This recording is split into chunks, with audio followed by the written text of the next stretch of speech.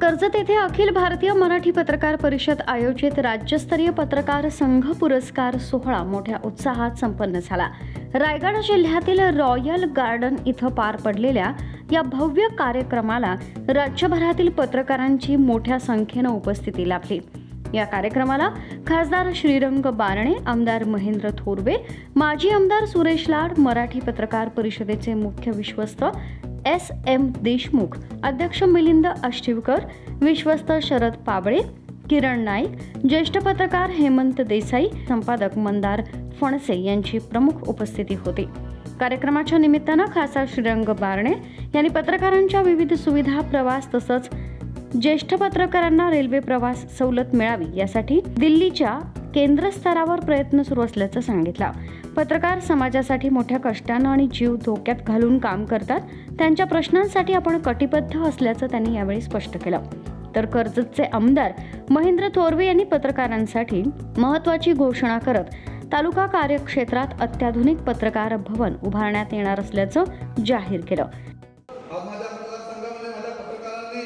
अनेक वेळा प्रश्न उपस्थित केलेला आहे। यावेळेस मात्र या बजेटला ठामपणे निर्णय या ठिकाणी संजय जे आपण घेतोय, राज्यामध्ये मला माहिती नाही पण माझ्या कर्जतमध्ये माझ्या पत्रकारांसाठी पत्रकार भवन या ठिकाणी उभारलं जाईल। लोकशाहीचा चौथा स्तंभ असलेल्या पत्रकारांनी निर्भयपणे समाजातील प्रश्न मांडत राहावे असं आवाहन त्यांनी केलं।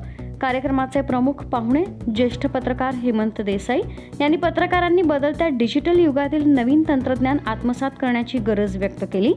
तसंच मराठी पत्रकार परिषदेचे मुख्य विश्वस्त एस.एम. देशमुख यांनी पत्रकारांच्या प्रश्नांसाठी केलेले कार्य उल्लेखनीय असल्याचं सांगितलं।